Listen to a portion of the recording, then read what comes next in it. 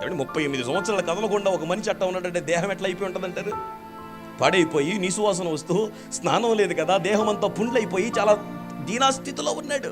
ప్రజలందరూ చూస్తున్నారు, అయ్యో అంటున్నారు తప్ప అతన్ని చేతి పట్టి లేవనెత్తగలిగిన వాడు కానీ అతన్ని అక్కడికి తీసుకువెళ్ళేవాడు ఎవడునూ లేకపోలేదు.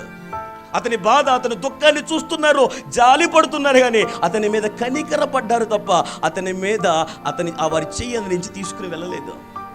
నాకు నచ్చిన ఒక మాట అక్కడ, ఆ మాటలేంటి? యేసే దిగి వచ్చాడట. స్తోత్రం చెప్పండి, హల్లెలూయా. యేసును ఎదుర్కొనని వాడిని యేసే ఎదుర్కోవడానికి వచ్చాడట. దేవునికి స్తోత్రం కలుగునగాక. దేహంలో బలహీనత లేదా, దేహంలో అస్వస్థత లేదా, దేహకరమైన అనుభవాల్లో కఠినమైన పరిస్థితులు లేవా? ఇవన్నీ ఉన్నాయి, కాదనట్లేదు. కానీ నేనంటాను, ఈరోజు దేవుని సేవకుని ఒక మాట చెప్తున్నాను, ఆయన నీ కోసం దిగి వచ్చే దేవుడు. స్తోత్రం, హల్లెలూయా. ఆయన నీ కోసం దిగి వస్తాడు, నేను ఎదుర్కోవడానికి ఇష్టపడుతున్నాడు ఆయన. సువార్త అంటే ఏమిటండి? సువార్త, ప్లస్ వార్త, మంచి వార్త. ఏంటి మంచి వార్త? నీ కోసం దిగి వచ్చే దేవుడు నీకున్నాడు. దేవునికి స్తోత్రం కలుగునగాక.